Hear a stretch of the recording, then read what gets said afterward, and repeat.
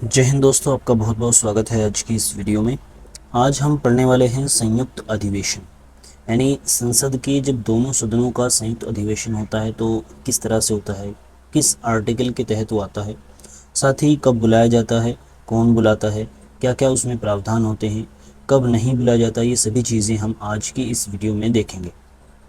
तो बिना देरी किए वीडियो को स्टार्ट करते हैं और चलिए पढ़ते हैं संयुक्त अधिवेशन। संसद के दोनों सदनों का जो संयुक्त अधिवेशन या संयुक्त बैठक है वो आर्टिकल 108 के अंतर्गत आता है। ठीक है, इसको आप याद रखिएगा। आर्टिकल 108 के अंतर्गत संयुक्त अधिवेशन आता है। संसद के दो सदन हैं, राज्यसभा और लोकसभा। दोनों का जब संयुक्त अधिवेशन यानी दोनों के सदस्यों को मिलाकर जब एक बैठक बुलाई जाती है तो उसको ही संयुक्त अधिवेशन कहा जाता है। राष्ट्रपति द्वारा आहूत यानी बुलाया जाता है। तो संसद का जो संयुक्त अधिवेशन है वो कौन बुलाता है? राष्ट्रपति। अब जानते हैं कि कब बुलाया जाता है, किन परिस्थितियों में संसद के दो जो संयुक्त अधिवेशन है उसको बुलाया जाता है। पहली स्थिति है जब दूसरे सदन ने विधेयक को अस्वीकार कर दिया हो, यानी एक सदन में कोई विधेयक पारित हुआ और दूसरे सदन में जाने के बाद वो वहाँ पर पारित नहीं हुआ, अस्वीकार कर दिया गया वहाँ पर, तो ऐसी स्थिति में राष्ट्रपति संसद के दोनों सदनों के संयुक्त अधिवेशन को बुला सकते हैं। जब दोनों सदन नेक्स्ट जो स्थिति है वह है जब दोनों सदन विधेयक में संशोधन पर असहमत हों। ठीक है, किसी विधेयक है कोई, उसका उसमें संशोधन पर असहमति है दोनों में, तो ऐसी स्थिति में संयुक्त अधिवेशन संयुक्त बैठक बुलाई जा सकती है। ठीक है, अब जानते हैं तीसरी स्थिति, जब दूसरे सदन ने विधेयक पर बिना विचार किए 6 माह तक उसको रोक लिया हो। यानी एक सदन से जो विधेयक है वो पारित हुआ, जैसे मान लीजिए लोकसभा से कोई जो सदन है वो पारित हुआ, लोकसभा से कोई विधेयक पारित हुआ। अब दूसरे सदन में भेजा गया राज्यसभा में, राज्यसभा ने बिना विचार किए उसको 6 महीने तक रोक लिया, तो ऐसी स्थिति में, और उसको पारित करना जरूरी है, उस पर एक्शन लेना जरूरी है, तो ऐसी स्थिति में संयुक्त अधिवेशन बुलाया जाएगा और इस मामले को सुलझाया जाएगा। उपयुक्त गतिरोध को दूर करने के लिए राष्ट्रपति दोनों सदनों का संयुक्त अधिवेशन बुला सकते हैं। नेक्स्ट जो चीज़ है वो है कि कैसे बुलाया जाता है। अब अभी हमने जाना कि कब कब बुलाया जाएगा, किन किन परिस्थितियों में संयुक्त अधिवेशन को बुलाया जा सकता है। अब जानेंगे कि कैसे बुलाया जाता है। तो दो तरीके हैं इसके, राष्ट्रपति द्वारा बुलाया जाता है और राष्ट्रपति दो तरीकों से बुलाते हैं। एक तो स्थिति जब है जब संसद सत्र में चल रहा हो, यानी सेशन चल रहा हो संसद का, ऐसी स्थिति में संदेश के द्वारा संदेश भेज दिया जाता है दोनों सदनों में और संयुक्त अधिवेशन बुला लिया जाता है। एक स्थिति जब उत्पन्न होती है जब संसद सत्र में ना हो, संसद यदि सत्र में नहीं है तो एक पब्लिक नोटिफिकेशन जारी किया जाएगा, लोक अधिसूचना सभी सदस्यों के लिए, और तब इसको जो है बुलाया जाएगा। ठीक है,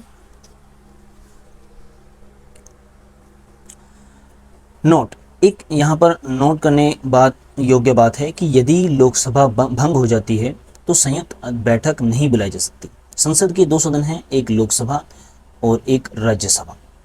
ठीक है, इसमें से यदि लोकसभा भंग हो गई तो संयुक्त अधिवेशन का मतलब है दोनों सदनों का होना, प्रेजेंट होना, दोनों सदन आएंगे तभी तो संयुक्त अधिवेशन होगा। यदि इसमें से ये भंग हो गई, ये तो भंग हो नहीं सकती, ये होती नहीं है, ये स्थायी है, तो अगर ये भंग हो जाती है तो ऐसी स्थिति में संयुक्त अधिवेशन नहीं बुलाया जा सकता। यदि संयुक्त बैठक बुलाने के बाद लोकसभा भंग हो जाए तो बैठक आयोजित होगी और विधेयक भी पारित होगा। इस पर विधेयक जो संयुक्त अधिवेशन होना है, उस संयुक्त अधिवेशन जो होना है उस पर कोई प्रभाव नहीं पड़ेगा। बैठक भी आयोजित होगी, संयुक्त अधिवेशन भी आयोजित होगा और विधेयक जो है वो भी पारित होगा। ठीक है, अब जानेंगे कि कौन इसकी अध्यक्षता करता है। अध्यक्षता के मामले में लोकसभा का जो स्पीकर होंगे वो संयुक्त अधिवेशन की अध्यक्षता करेंगे। यदि वे अनुपस्थित हैं, उपस्थित नहीं हैं, तो ऐसी स्थिति में डिप्टी स्पीकर लोकसभा के वो अध्यक्षता करेंगे। यदि ये भी उपस्थित नहीं है तो राज्यसभा के उपसभापति को अध्यक्ष बनाया जाएगा।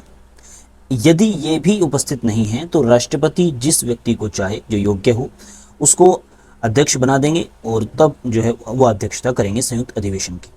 ठीक है, नेक्स्ट जो चीज़ है कार्यवाही, तो इसकी कार्यवाही जो चलाई जाएगी संयुक्त अधिवेशन जब होगा उसमें जो कार्यवाही चलेगी वो लोकसभा के नियमों के अनुसार चलाई जाएगी। लोकसभा में जो नियम होते हैं, लोकसभा जिन नियमों के आधार पर चलती है, कार्यवाही चलती है, उन्हीं नियमों के आधार पर लोग जो संयुक्त अधिवेशन है वो भी चलेगा, या इसके अलावा राष्ट्रपति नियम बनाकर भी, अलग से नियम बनाकर भी संयुक्त अधिवेशन के लिए उसको उसकी कार्यवाही चल सकती है मतलब, ठीक है। यहाँ पर साधारण बहुमत का क्या मतलब होगा? यदि किसी विधेयक को पारित करने के लिए साधारण बहुमत की अर्हता हो कि ये विधेयक अगर पारित होना है तो साधारण बहुमत चाहिए संयुक्त अधिवेशन का, तो तब क्या होगा, दोनों सदनों के, लोकसभा प्लस राज्यसभा का जो संयुक्त अधिवेशन हो रहा है, इन दोनों के सदस्य, टोटल सदस्यों को ले लिया जाएगा और उनका 50% प्लस 1, ये होता है साधारण बहुमत, ठीक है। इसको साधारण बहुमत बोलते हैं, 50% प्लस 1। तो यदि इस संख्या से कोई विधेयक पारित हो जाता है तो पारित माना जाएगा, ठीक है। ये साधारण बहुमत होता है। अब इसके कुछ अपवाद हैं कि कब, कौन सी स्थितियों में संयुक्त अधिवेशन नहीं बुलाया जाएगा। एक तो जो हमने अभी ऊपर पढ़ा, जब लोकसभा भंग हो जाए, अगर लोकसभा भंग हो जाती है तो ऐसी स्थिति में संयुक्त अधिवेशन नहीं बुलाया जा सकता। नेक्स्ट जो स्थिति है वो जब धन विधेयक का मामला होगा। यदि धन विधेयक का मामला है तो ऐसी स्थिति में भी दोनों सदनों को बुलाया नहीं जा सकता, दोनों सदनों के संयुक्त अधिवेशन को नहीं बुलाया जा सकता। तीसरी जो स्थिति है वो संविधान संशोधन के मामले की है। यदि संविधान संशोधन विधेयक का मामला है तब भी संयुक्त अधिवेशन नहीं बुलाया जाएगा। तो ये थी संयुक्त अधिवेशन की चर्चा। इसी तरह की नॉलेजेबल वीडियोस देखने के लिए और छोटे छोटे जीएस के टॉपिक्स कवर करने के लिए आप हमारे चैनल को सब्सक्राइब कर सकते हैं। इसके अलावा यहाँ पर बहुत सारी चीज़ें जैसे strategy, how to crack UPSC, और बिगिनर्स के लिए बहुत सारे इंपॉर्टेंट टिप्स यहाँ पर दी जाती हैं टाइम टू टाइम। आप हमारे चैनल को सब्सक्राइब कर सकते हैं इस तरह की वीडियो को देखने के लिए। मिलते हैं अगले वीडियो में, तब तक के लिए goodbye. Thanks for watching this video.